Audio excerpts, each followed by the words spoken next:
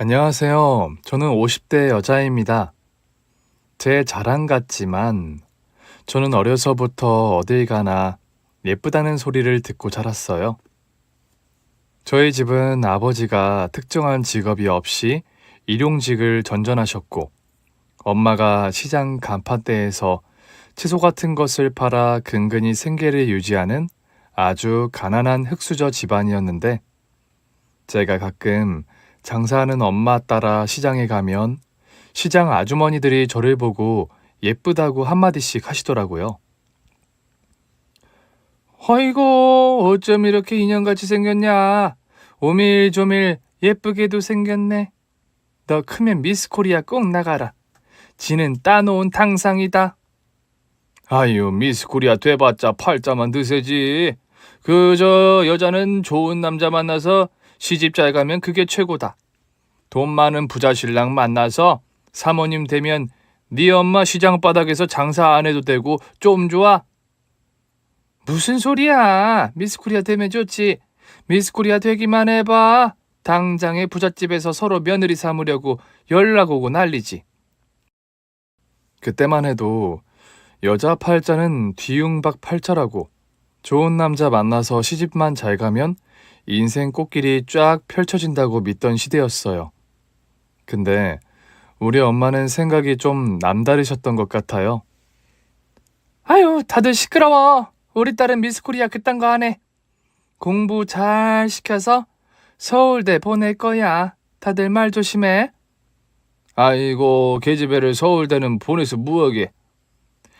서울대 법대 보내서 판검사 만들 거니까 그렇게들 알아. 우리 딸은 남편 밑에서 살림이나 살게 안 만들 거야. 뭐가 부족해서 남편 그늘에서 남편만 보고 살아? 지가 능력 있으면 지 하고픈 대로 멋대로 하고 사는 게 좋지. 안 그래? 엄마가 입버릇처럼 말씀하시던 저 서울대 타령은 그냥 하는 농담이나 지나가면서 하는 빈말이 아니었습니다. 엄마의 신념이자 오직 단 하나의 인생 목표였어요. 엄마는 제가 서울대만 갈 수 있다면 뭐든지 할 기세였지요. 근데 말이 씨가 된다고 하잖아요.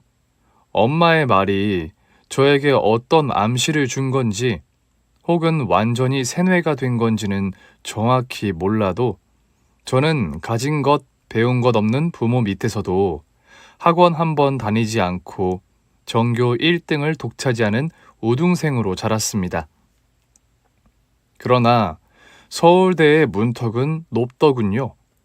변두리 고등학교에서 전교 1등 해봐야 강남 한복판 애들하고는 게임이 안 되는 거더라고요.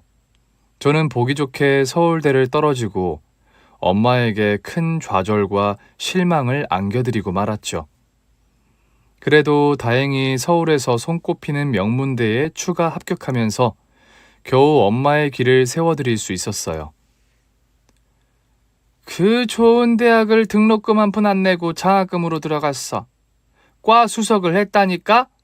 이제 탄탄대로지 뭐. 졸업만 하면 대기업에서 서로 데려가려고 줄을 쫙 설 거라고. 아이고, 효녀네, 효녀야. 부럽다. 정말 어떻게 그렇게 딸을 잘 낳았어? 얼굴 예쁘지, 머리 좋지. 도대체 누굴 닮은 거야? 엄마야, 아빠야? 탐긴 누굴 닮아? 말 조심해. 아니, 왜? 자식이 부모 닮는 게 당연하지. 쓸데없는 소리 마라. 우리 딸은 엄마도 아빠도 안 닮았어. 아무렴 닮지 말아야지. 지 엄마 아빠처럼 구질구질하게 살다가 인생 종치면 절대 안 되지. 우리 딸은 저기 높은 곳에서 우리랑은 완전히 다른 삶을 살 거야. 좋은 집에서 편히 살면서 좋은 직장에 돈도 많이 벌고 외국으로 여행도 다니고 그렇게 살 거라고.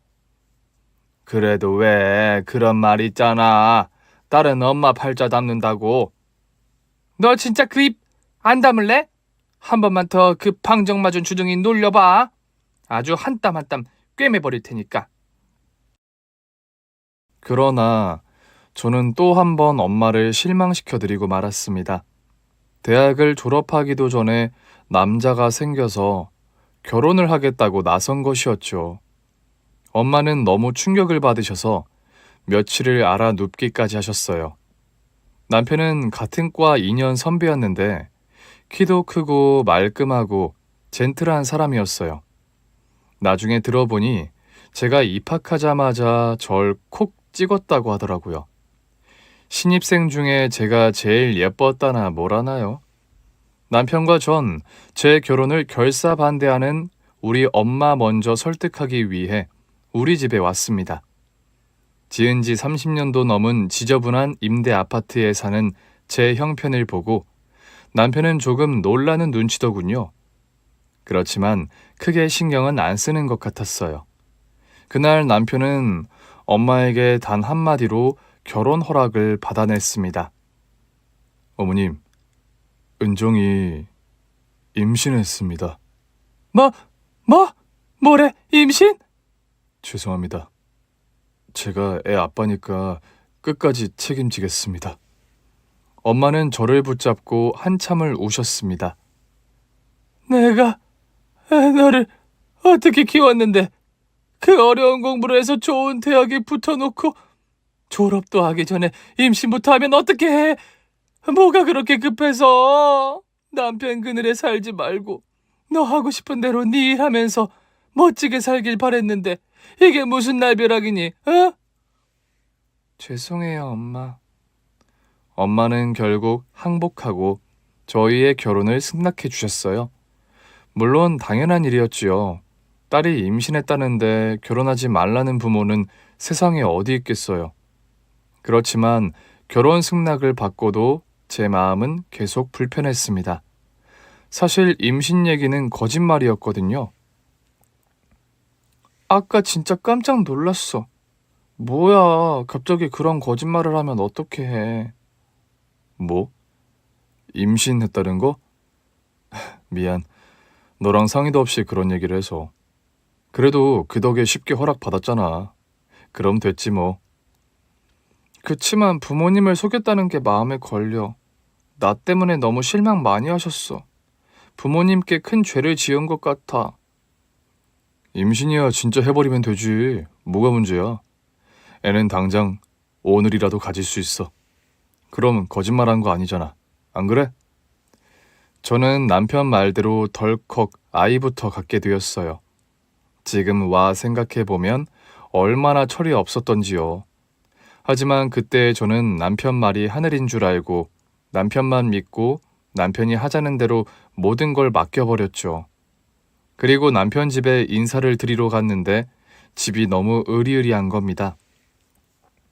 여기가 오빠네 집이라고? 응, 들어가자. 잠깐, 왜 미리 말을 안 했어? 부자라고? 미리 말했으면 왜? 뭐가 달라져? 부모님이 나를 허락해 주실까? 집안 차이가 너무 나잖아. 나처럼 가난한 집 딸을 며느리로 받아주실 리가 없을 것 같아. 아니야, 괜찮아. 우리도 원래는 가난했어. 우린 시골에서 농사 짓고 살았는걸. 남편 말에 의하면 남편네 집안은 남편이 어릴 때는 시골에서 농사를 지었었는데 조상 대대로 물려받은 땅이 개발되면서 땅값이 엄청나게 올라서 부자가 되었다고 하더군요. 졸부 알지? 졸부. 우리 엄마 아빠가 딱 그래.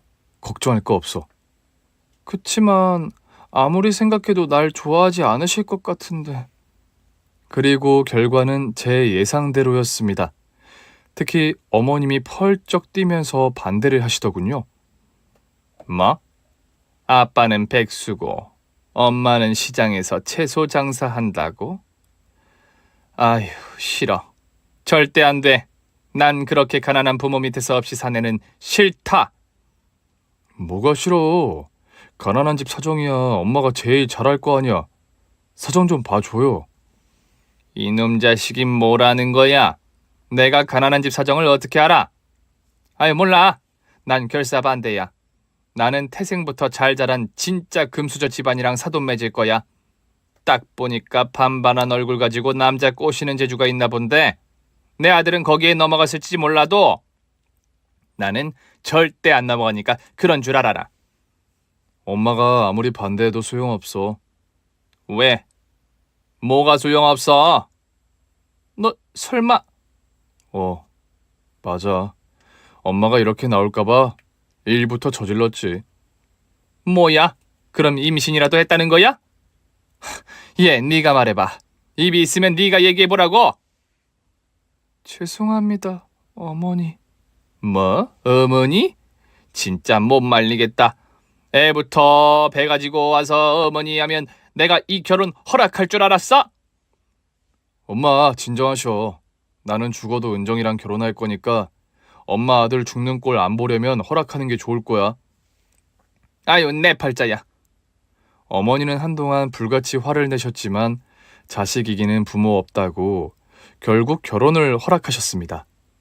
역시 시댁에서도 뱃속에 애가 큰 무기가 된 셈이죠. 남편과 전 배가 더 나오기 전에 서둘러 식을 올리고 신접 살림을 차렸습니다. 어렵게 승낙받고 한 결혼이니만큼 더욱 잘 살아야겠다 다짐했죠. 저 때문에 큰 실망에 빠진 엄마를 위해서라도 행복하게 잘 살고 싶었어요. 그런데 청천벽력 같은 일이 벌어지고 말았습니다. 결혼 5년 만에 남편이 바람이 나고 만 것이었습니다. 남편과 바람이 난 상간녀는 저보다 2살 어린 대학생이었는데 알고 보니 준재벌급 금수저 집안의 외동딸이라고 하더군요. 시어머니는 드디어 어울리는 집안과 사돈 맺게 됐다며 제 앞에서 대놓고 좋아하시고 남편은 부잣집 사위가 돼서 그 집 사업 물려받을 생각에 들떠 있더라고요. 전 어떻게든 이혼만은 막아야겠다는 생각에 그 여자를 만나보기로 결심했습니다. 그런데 상간녀와 만날 약속을 하고 약속 장소에 나가보니 웬 앳된 여자가 나와 앉아있더군요. 저 강소영 씨죠? 생각보다 많이 어리시네요. 언니보다 2살 어려요. 저 언니라고 불러도 되죠?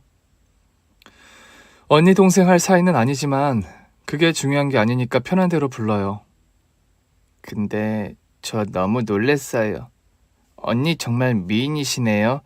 세준 오빠가 왜 언니를 두고 바람을 피우는지 정말 모르겠어요. 앞으로 어떻게 할 생각이에요? 정말 내 남편이랑 결혼할 거예요? 저 언니 남편 정말 사랑해요. 정말 죄송해요, 언니. 그 사람 사실 좋은 사람이 아니에요. 헤어지는 게 나아요. 내 남편 그쪽이 인생을 걸 만큼 제대로 된 남자가 아니라고요. 그 사람이 어떤 사람인지 알면 소영 씨도 내 남편이랑 잘해보겠다는 생각 바로 관둘 거예요. 아니요, 저 안 들을래요. 그 사람이 어떤 사람인지는 언니가 저한테 와서 이러는 거 보니까 답 나오네요. 네? 그게 무슨 소리예요? 상간녀를 찾아와서 헤어지라고 뜯어 말릴 정도면 적어도 뺏기기 싫은 남자란 뜻 아니겠어요?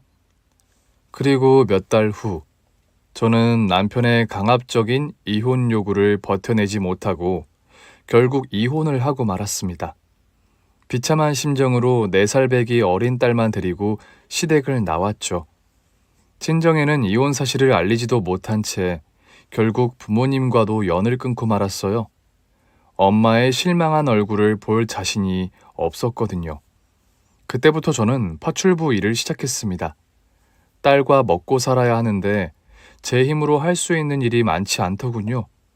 오직 딸 하나 잘 키우겠다는 생각 하나로 몸이 부서져라 닥치는 대로 일을 했습니다. 절 닮아 영특하고 똑똑한 딸이 저의 유일한 희망이었어요. 예전에 딸은 엄마 팔자 닮는다고 했던 시장 아줌마 얘기가 생각나더군요. 엄마는 그 얘기 듣고 펄쩍 뛰면서 화를 내셨지만 결국 그 아줌마 말이 맞았어요. 저는 예전에 우리 엄마랑 똑같이 딸 하나 잘 키우는 걸 목표로 살게 되었으니까요. 그렇게 죽어라 일하면서 딸 하나만 바라보고 평생을 살았더니 보답을 받는 날도 오더군요. 어느덧 성인이 된 제 딸이 서울대 법대를 합격하더니 사법고시도 한 번에 척 붙었거든요. 이제는 행복한 꽃길만 펼쳐질 줄 알았죠. 그러나 제 인생에 꽃피는 봄은 오지 않았습니다. 봄은커녕 제 삶을 통틀어 가장 비극적인 사건이 일어나고 말았죠.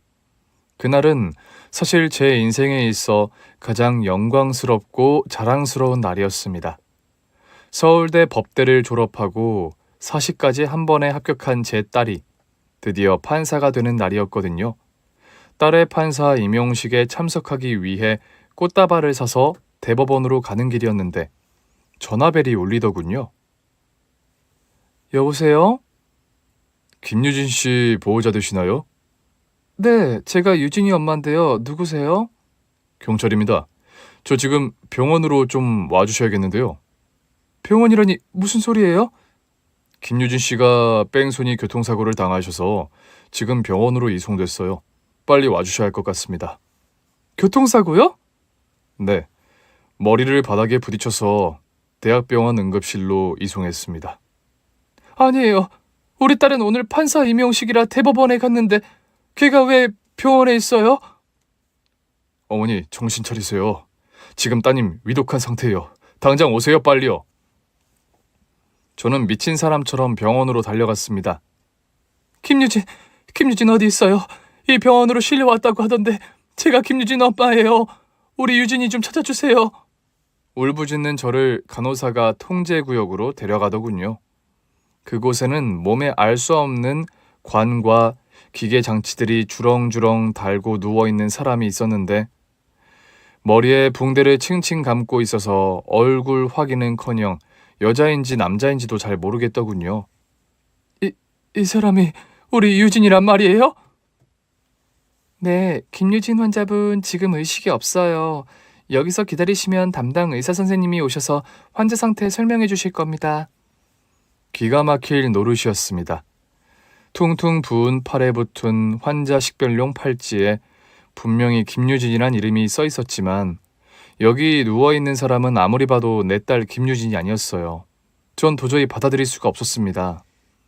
이거 봐요. 무슨 착오가 있는 모양인데 내 딸은 오늘 아침에 멀쩡하게 웃으면서 집을 나갔어요.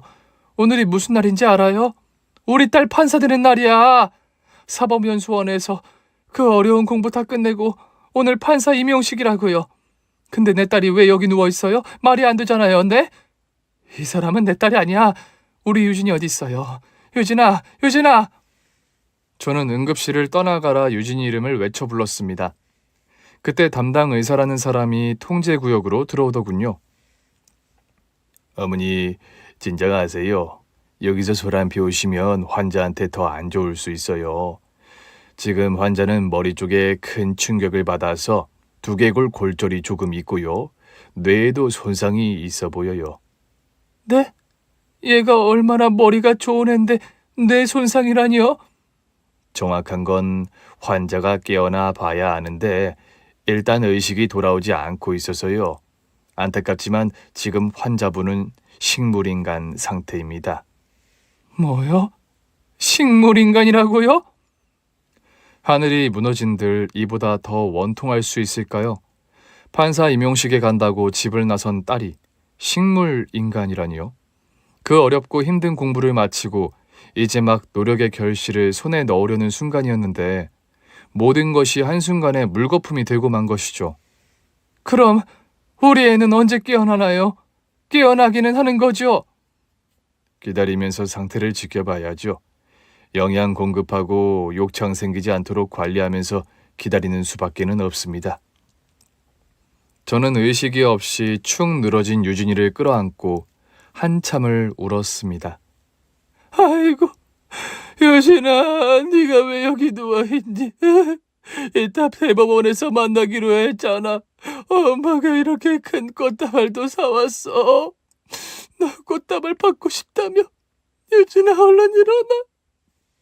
울면서 오늘 아침 일을 생각하고 또 생각했습니다. 어디서 무엇이 잘못되었길래 내 딸의 운명이 이렇게 가혹하게 망가져 버린 건지. 그러나 아무리 생각해도 어디서부터 잘못된 건지 알 수가 없더군요. 별다른 게 없는 아침이었어요. 그냥 임용식 날이라 아침부터 좀 감격스러워서 딸아이 손을 잡고 조금 울었죠. 우리 딸 정말 대견하다. 그 어려운 걸 진짜로 해냈구나. 못난 엄마라 제대로 해준 것도 없는데 결국 해냈네. 고생 많았다. 정말 고생 많았어. 엄마가 고생 많았지. 내가 무슨 고생이야. 나는 그냥 편하게 앉아서 공부만 했는걸. 다 엄마 덕분이야. 엄마 없었으면 못 해냈어. 고마워요, 엄마. 이제 파출부 일도 그만두고 좀 쉬어요. 왜? 집에서 놀면 뭐하니? 운동 삼아 슬슬 다니는 거야. 넌 신경 쓸 거 없어. 엄마 고생하는 거 다 싫어. 이 손 좀 봐. 요즘 이렇게 손 거친 사람이 어디 있어. 이제부터 내가 잘 모실 테니까 엄마는 하고 싶은 거 하면서 놀라니까. 정말 엄마 진짜 놀아도 돼? 그래, 운동도 하고 노래교실도 다니고 그림도 배우고. 그동안 못했던 거 다 해. 내가 전부 다 하게 해줄 테니까. 어쩜 말만 들어도 꿈만 같다. 예, 고생 끝에 낙이 온다더니 이런 날이 진짜 오긴 오는구나. 어머, 내 정신 좀 봐. 너 붙잡고 너무 오래 떠들었나 보다. 얼른 나가야 하잖아. 그래야지. 나 먼저 대법원에 가 있을 테니까 엄마도 이따 임용식에 늦지 말고 와. 그래, 걱정 말고 얼른 가. 금방 뒤따라 갈게. 이따 봐요, 엄마. 참, 그리고 나 꽃다발 큰 거 하나 사다 줄 수 있어? 뭐? 꽃다발? 응, 나 고등학교 졸업할 때도 대학 졸업할 때도 꽃다발 한 번 못 받아봤잖아. 어머, 그랬나? 엄마가 미안해. 아니야, 예전에는 엄마 돈 없을까봐 꽃 같은 거 필요 없다고 했는데 오늘은 나도 꽃다발 한번 받아보고 싶어. 알았어, 우리 딸. 엄마가 이번에는 꼭 제일 크고 예쁜 꽃다발 가지고 갈게. 예쁜 꽃 들고 사진도 찍고 집에다가 장식도 하자. 우리도 이제 남들 사는 것처럼 재미나게 살아보자. 이 대화를 나눈 게 불과 3시간 전의 일이었어요. 그런데 어떻게 진나선지 3시간 만에 사람이 이렇게 될 수가 있는지 정말 미치겠더군요. 그렇게 웃으면서 나갔는데 내가 왜 여기 이러고 있어? 엄마가 꽃다발 가져왔잖아. 눈 뜨고 이것 좀 봐. 아이고, 효진아.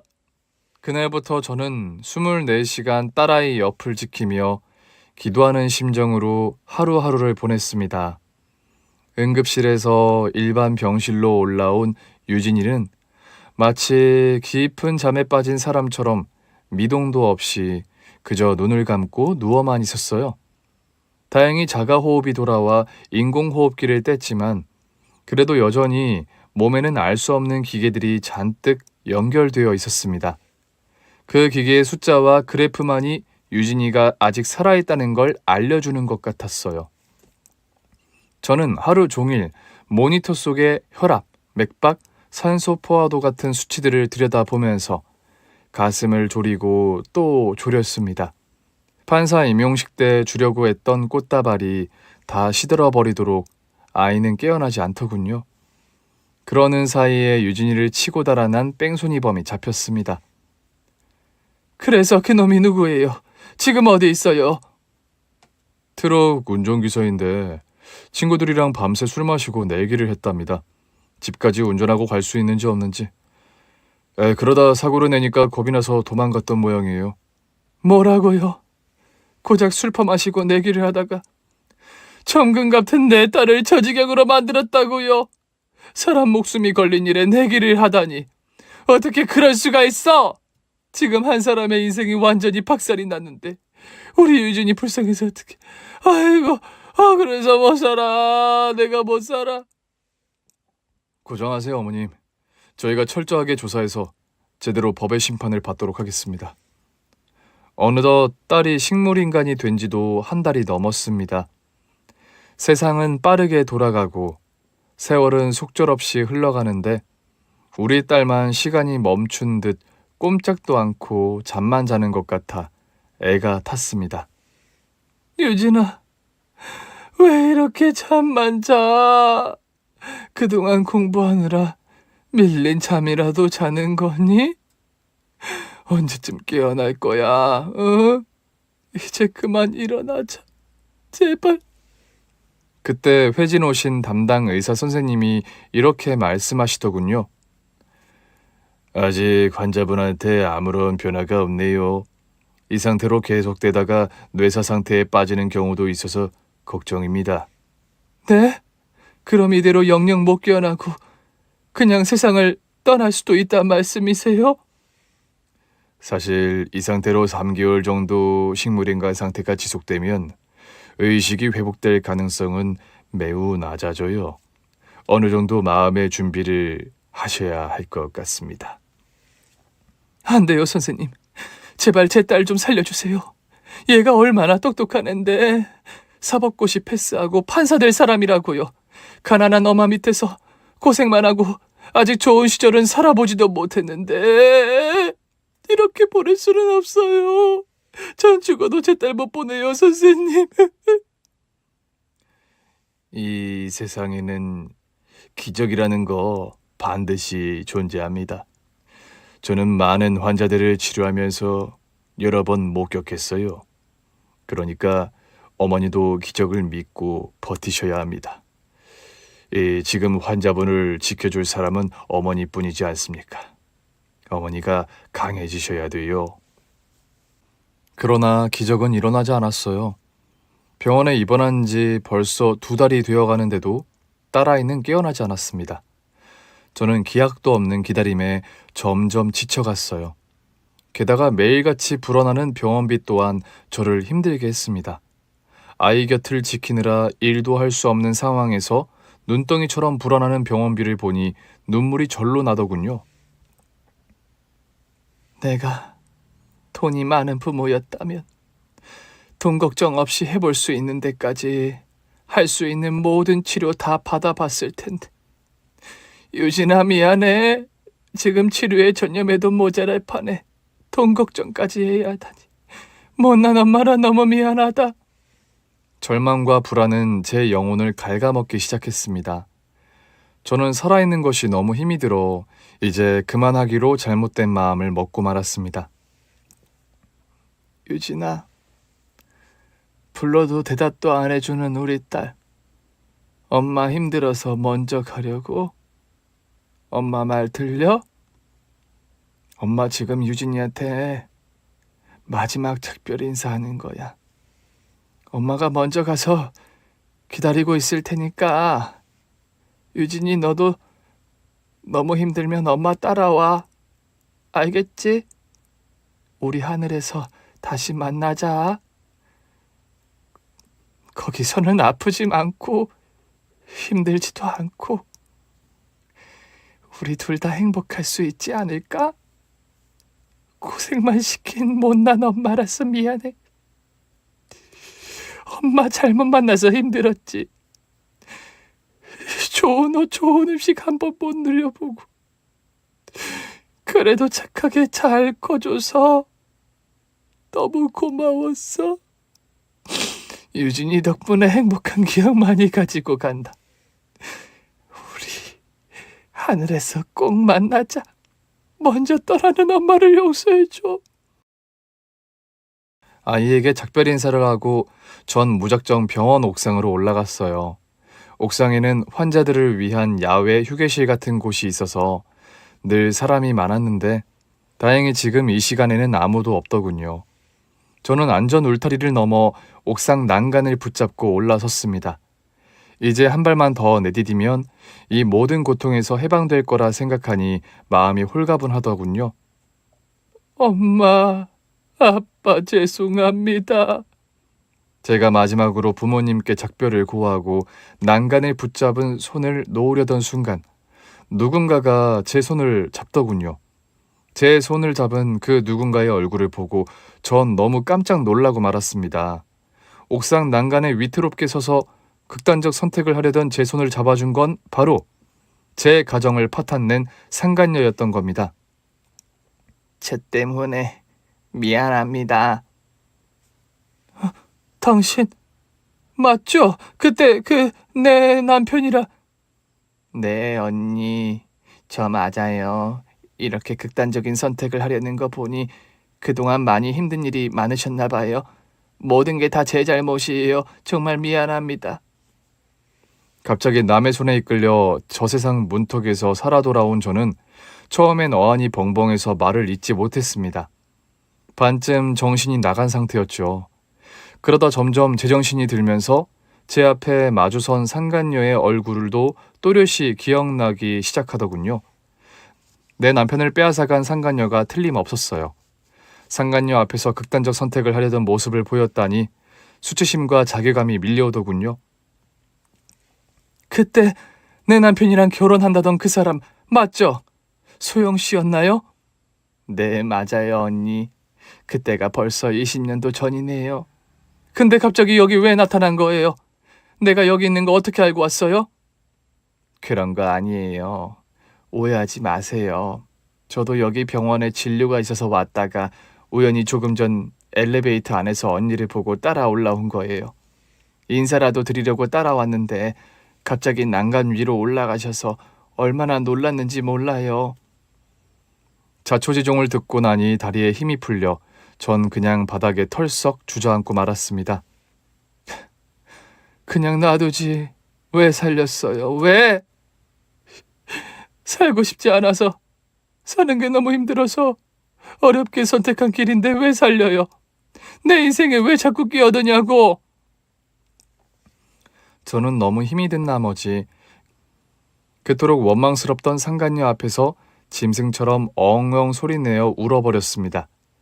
그 옛날 행복했던 내 가정을 파탄낸 것도 원망스러웠고 지금 너무 힘들어서 끝내버리려고 했던 내 인생을 구해준 것도 원망스러웠어요. 그때 절망과 고통으로 울부짖는 저를 상간녀가 꼭 끌어안아주는 게 아니겠어요? 따뜻한 사람의 온기 속에서 저는 죽을 만큼 힘들었던 마음이 조금씩 풀리는 것을 느꼈습니다. 속으로 우습기까지 하더군요. 병 주고 약 주는 것도 아니고 내 남편 빼앗아간 상간녀에게 마음의 위로를 받게 될 줄 누가 상상이나 했겠어요? 울고 싶을 때는 실컷 울어요. 울음 참으면 병 되는 거야. 많이 힘들었죠. 내가 미안해요. 전부 내 탓이에요. 한참을 울고 난 뒤 우리는 자리를 옮겨 마주 앉았습니다. 병원은 웬일이에요? 누가 아파요? 우리 딸이 지금 식물인간이 돼서 누워있어요. 교통사고를 당했어요. 판사 임용시켰다고 나섰다가 뺑소니 트럭에 치여서. 세상에 어떻게 그런 일이. 너무 힘들었겠다. 근데 아무리 그래도 이번엔 언니가 잘못했어요. 언니가 딸을 잘 돌봐서 얼른 일어나게 해야지. 아픈 딸 혼자 두고 옥상 난간에서 그러고 있으면 어떡해요. 언니 없으면 딸은 누가 돌보라고. 맞는 말이었어요. 한순간에 잘못된 선택으로 딸에게 더 큰 고통 줄 뻔했다는 사실에 아찔했습니다. 저는 진심을 담아서 감사 인사를 했어요. 소영 씨 아니었으면 진짜 돌이킬 수 없는 큰일을 저지를 뻔했네요. 내 손 잡아줘서 너무 고마워요. 소영 씨가 그때 나를 잡아주지 않았다면 어떻게 됐을지. 딸 생각해서 힘내야죠. 다시는 나쁜 생각하지 말아요. 아무리 식물인간이라 의식이 없는 것처럼 보여도 언니가 하는 말 다 듣고 있어요. 언니가 힘들어하는 것도 다 느끼고요. 그러니까 딸 위해서 힘내요. 언니가 희망 버리지 않으면 언젠가 딸은 꼭 깨어날 거예요. 이렇게 위로의 말까지 건네니 너무 고마웠어요. 괴로웠던 마음이 조금 풀리자 오랜만에 만나는 상간녀의 얼굴이 눈에 들어오더군요. 앞에 앉은 그 여자를 찬찬히 뜯어보니 그 여자는 세월을 비껴간 듯 주름 하나 없이 젊은 시절 그대로였어요. 고생 같은 건 절대 모르고 살아온 듯 고운 얼굴엔 젊어선 없던 우아함과 기품까지 더해진 것 같았죠. 왜 이런 말 있잖아요. 40세 이후의 얼굴은 자기 자신이 책임져야 된다는 말. 어떤 생각을 가지고 어떻게 살아왔는가 하는 거에 따라 얼굴도 바뀐다고요. 고생 모르고 살아온 금수저라 그런가 소영 씨는 예나 지금이나 그대로네요. 보기 좋아요. 언니도 그래요. 여전히 너무 예쁘세요. 예쁘긴 무슨 남의 집 파출부만 20년을 넘게 했어요. 꼴이 말이 아니지. 파출부요? 아, 언니도 참 힘든 세월을 살아오셨구나. 근데 언니에 비하면 아무것도 아닐 수 있지만 저도 그동안 참 힘든 세월 살았어요. 왜요? 그렇게 나 내쫓고 둘이 결혼까지 했으면서 뭐가 힘든 세월을 살았다는 거예요? 설마 결혼 안 했어요? 그건 아니고 결혼하긴 했어요. 하고 나서 바로 후회했지만 저 20년 동안 계속 물어보고 싶었는데요. 20년 전에 우리 한번 만났을 때 언니 저한테 그 사람에 대해서 얘기해 준다고 했었잖아요. 그때 무슨 얘기해 주려고 했었어요? 갑자기 20년 전 얘기를 꺼내니까 의아하더군요. 소영 씨가 내 남편에 대해서 너무 모르고 있는 것 같아서 실체를 알려주려고 했었죠. 원래 그 사람이 여자 관계가 복잡했거든요. 그랬어요. 네. 제가 홈전 임신 나이트클럽에서 만난 여자랑 양다리 걸친 적도 있고 결혼하고 나서도 소소하게 의심 가는 상황들이 많았거든요. 같은 여자로서 소영 씨도 속은 건가 싶어서 안타까워서 알려주려고 했죠. 그리고 또 소영 씨 집안 돈 노리고 접근한 것 같기도 해서 그거 다 알려주면 헤어지지 않을까 싶어서 그랬어요. 여자 문제로 마음고생하던 그때가 생각나더군요. 사실 남편은 결혼 전부터 바람기 때문에 제 속을 많이도 썩였었어요. 그만둘까 하는 생각도 많았지만 뱃속에 우리 유진이 때문에 결혼을 그만둘 수는 없었어요. 그때 언니 말씀을 들었어야 했네요. 그럼 그 고생을 안 해도 됐을 텐데. 왜요? 결혼 생활에 문제 있어요? 있었죠. 말도 못하게 많았죠. 이제 다 옛날 일이 됐지만요. 사실 그 사람 이 세상 사람 아니에요. 오래전에 세상 떠났어요. 네? 정말이에요? 저는 생각지도 못한 소식에 큰 충격을 받고 말았습니다. 아니 어쩌다가.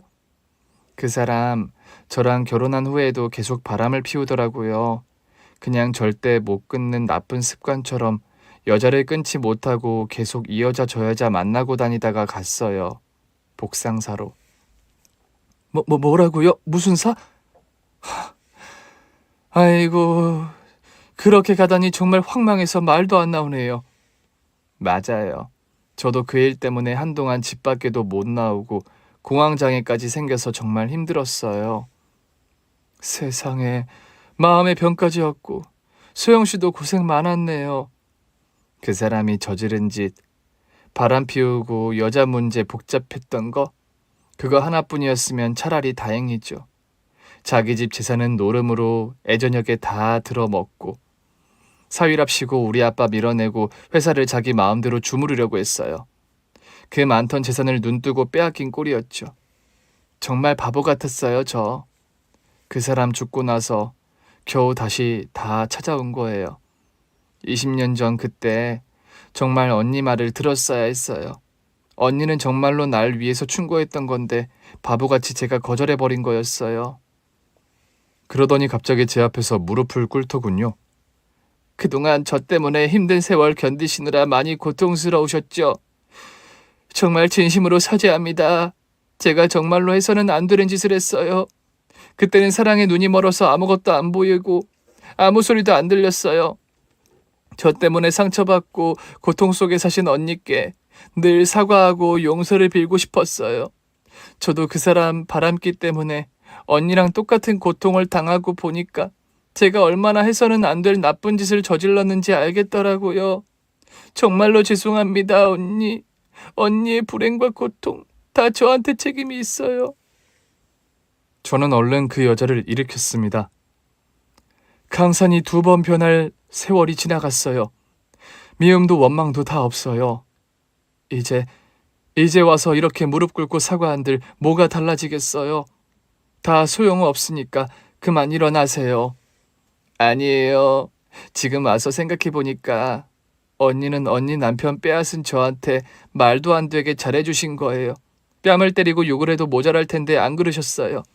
오히려 저한테 충고도 해줬고 제가 잘못을 바로잡을 수 있도록 기회도 주셨어요. 근데 제가 받아들이지 못한 거죠. 그때 내가 그쪽을 찾아갔던 건 내 이혼을 막기 위해서였어요.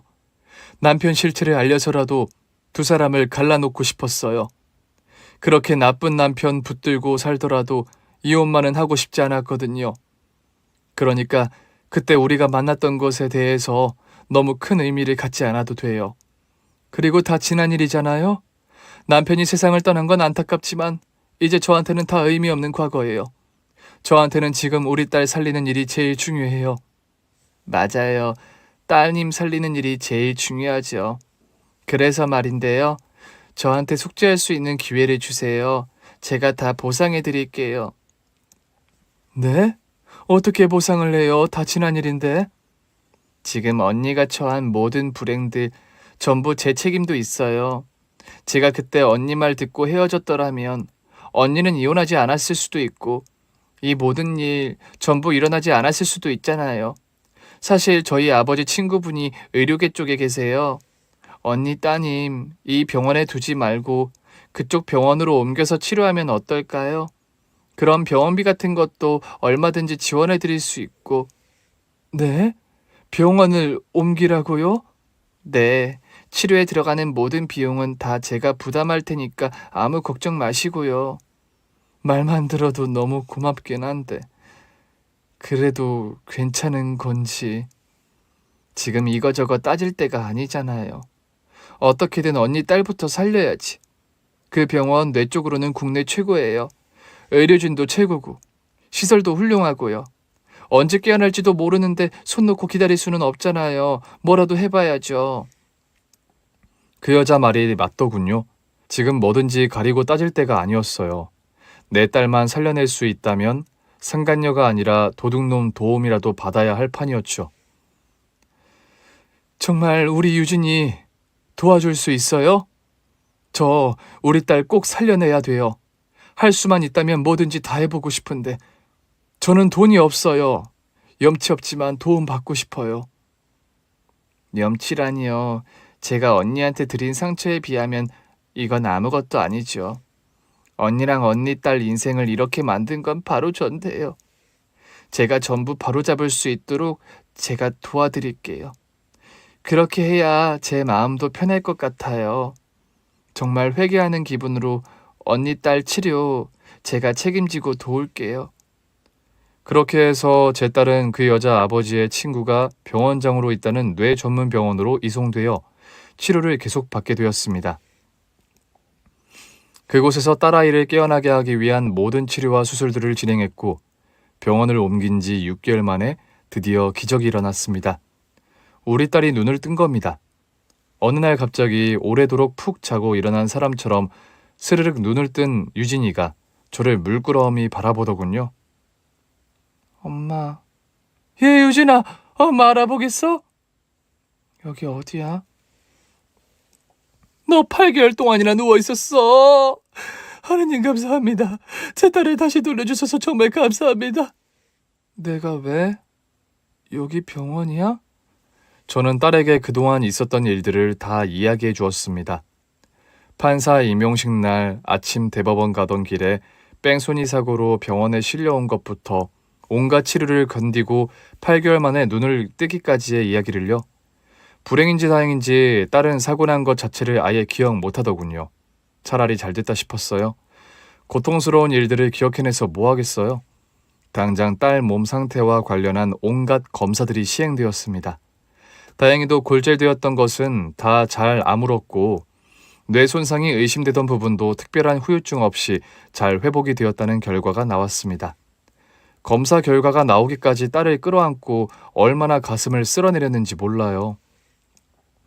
됐다. 이제 됐어, 내 새끼. 이제 다 끝났어. 장하다, 장해. 그 큰 사고를 이겨내고 멀쩡하게 살아 돌아오다니. 판사 된 것보다 백비천배는 작았다. 그래도 다시 걸으려면 재활치료 많이 받아야 한다잖아. 재활치료가 문제야. 식물인간에서 깨어났는데 앞으로 우리 둘이 못 헤쳐나갈 일은 없다. 저는 그 즉시 소영 씨에게 연락을 했습니다. 고마운 마음을 어서 빨리 전하고 싶었거든요. 고맙다는 인사하고 싶어서 왔어요. 소영 씨가 도와주지 않았다면 이런 기적은 없었을지도 몰라요.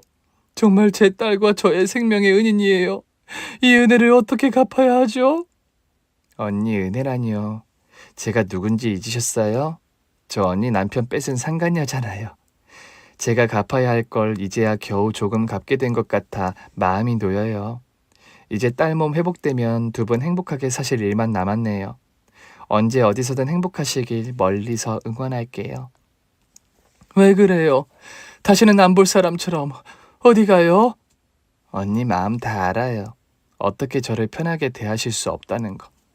제 도움도 딸 살리기 위해서 어쩔 수 없이 받았다는 거. 제가 언니 눈앞에 자꾸 띄면 언니도 마음이 계속 불편하실 거예요. 저랑 관계된 기억은 싹 다 잊고 새로운 인생 사셔야죠. 저 이번에 미국 들어가요. 거기서 저도 새 출발하려고요. 저 피해서 저 때문에 가는 거예요? 그런 거 아니에요. 원래 예정되어 있던 거였어요. 가기 전에 언니랑 딸 다시 행복해진 모습 보고 가니 마음의 짐을 좀 덜게 되네요. 홀가분하게 떠날 수 있을 것 같아요. 고마워요. 영원히 기억할게요. 제 딸 살려준 은인으로. 그럼 저 언니한테 조금은 속죄했다고 용서받았다고 생각해도 될까요? 저 다 잊었어요. 과거는 용서하고 말고 할 것도 없어요. 소영 씨는 제 은인인걸요. 정말 고마워요. 그날 저희 둘은 정말 오랫동안 서로를 꼭 안아주었습니다. 마음속 응어리진 상처가 조금은 아무는 기분이었죠. 한 남자를 놓고 본처와 후처로 서로 원망하고 미워하던 시절도 있었지만 이제는 이렇게 서로의 상처를 감싸주고 새 출발을 응원할 수 있게 되었으니 소영 씨와 저의 인연은 악연이 아닌 좋은 인연이었나 봅니다. 소영 씨가 떠난 뒤 저는 제 인생에 남아있는 마지막 숙제를 해결하러 갔습니다. 바로 유진이와 함께 20년 만에 부모님을 찾아뵌 거죠. 그동안 몇 차례 전화로 간단한 안부만 물었을 뿐 찾아뵐 용기가 없었는데 이제는 더 늦기 전에 용기를 내보기로 했어요. 건강해진 유진이를 데리고 정말 오랜만에 부모님을 뵈러 갔습니다. 엄마, 나 왔어요. 아이, 이게 누구야? 왜 이제야 왔어? 내가 얼마나 기다렸는지 아니? 그렇게 오라고 해도 오지 않더니 이제야 왔구나. 응? 건강하시죠? 아버지는? 우린 다 괜찮아. 잘 지냈다. 너는? 아이고, 그 곱던 내 딸도 많이 늙었구나. 그동안 고생 많았냐? 엄마가 거친 손으로 제 등을 쓸어주셨습니다. 투박하지만 따뜻한 이 손이 얼마나 그리웠는지 몰라요. 그래도 세월에 장사 없다고 엄마는 어느새 70을 바라보는 노인이 되어 계시더군요. 그동안 정말 크나큰 불효를 저지른 것 같아 마음이 너무 죄스러웠습니다. 엄마 죄송해요. 처음에는 이혼한 게 미안해서, 나중에는 오랫동안 못 찾아뵌 게 죄송해서 도저히 돌아올 수가 없었어요. 저한테 기대가 크셨던 거 알아요. 근데 실망만 시켜드렸어요. 엄마가 바라는 딸이 되지 못하고 결국 이렇게 아무것도 못 됐어요. 정말 미안해요. 무슨 소리야? 네가 이렇게 나한테 다시 돌아온 것만으로도 나는 기쁘다. 실망은 누가 실망을 해? 너는 예나 지금이나 너무 자랑스러운 내 딸이야. 혹여 엄마가 어릴 때부터 네 마음에 부담을 줬다면 미안하다. 너한테 바라는 건 그저 건강하게 잘 사는 거야. 나는 그것만으로 충분해. 엄마가 저를 꼭 안아주시는데 눈물이 너무 나서 혼났습니다. 돌아올 곳이 있다는 게 이렇게 든든하고 가슴 뿌듯한 일인지 오늘 처음 알았어요. 오랜만에 돌아와도 저를 기쁘게 받아주시는 부모님이 계셔서 얼마나 든든하던지요. 좀 더 빨리 찾아뵐 걸 후회가 들었습니다. 엄마, 제 딸 유진이에요. 아주 어릴 때 보고는 못 봤는데 벌써 이렇게 커서 어른이 됐어? 아이고 세상에, 우리 손녀딸 잘 왔다. 지금이라도 잘 왔어. 엄마, 손녀딸이 엄마 소원 풀어줬어요. 무슨 소원? 엄마가 저 판검사 만들고 싶어 했잖아요. 우리 딸이 나 대신 엄마 소원 이뤄줬다고요. 뭐, 그게 진짜냐? 우리 딸 진짜 판사 됐어. 다음 달부터 출근해요. 어머나 세상에, 그게 정말이냐? 이렇게 큰 경사가 어디 있어? 엄마는 유진이와 저를 끌어안고 기쁨의 눈물을 흘리셨습니다. 이제는 부모님 곁에서 유진이도 많이 보여드리고 그동안 못다 했던 효도도 원 없이 실컷 하려고요. 얼마 후 유진이는 판사로 정식 발령을 받아 첫 출근을 하게 되었는데요. 그날 전 정말 너무 커서 두 팔 안에 안기도 힘든 커다란 꽃다발을 준비했습니다. 엄마, 이게 뭐야? 무슨 꽃다발이 이렇게 커? 너 기억 안 나? 나보고 꽃다발 준비해 오라고 했잖아. 내가? 그래, 고등학교, 대학교 졸업할 때 꽃다발 못 받아서 한 맺혔다며. 뭐? 정말 내가 그랬어? 우리 딸 이제 정말 이 꽃들처럼 예쁘게 활짝 핀 날들만 계속되라고, 꽃처럼 아름다운 마음 가진 훌륭하고 멋진 판사 되라고 엄마가 준비한 거야. 고마워, 엄마. 고통의 한가운데서 누구나 먼 훗날 다가올 행복을 상상하기 어렵죠. 현재 나를 둘러싼 고통에 빠져 허우적대기 바쁘니까요. 그렇지만 전 믿습니다. 고통의 바다를 건너면 행복으로 가득한 섬이 저기 어딘가에서 우리를 기다리고 있다는 것을요. 저도 행복의 섬을 향해서 더 열심히 나아갈 겁니다. 여러분들도 각자 자신만의 행복의 섬에 도달하기를 바라면서 저의 긴 이야기를 마칩니다. 감사합니다. 오늘 준비한 사연은 여기까지입니다. 재미있게 들으셨다면 구독과 좋아요, 알림 설정까지 눌러주세요. 그럼 저는 다음 사연으로 찾아뵐게요. 오늘도 건강하고 행복하세요.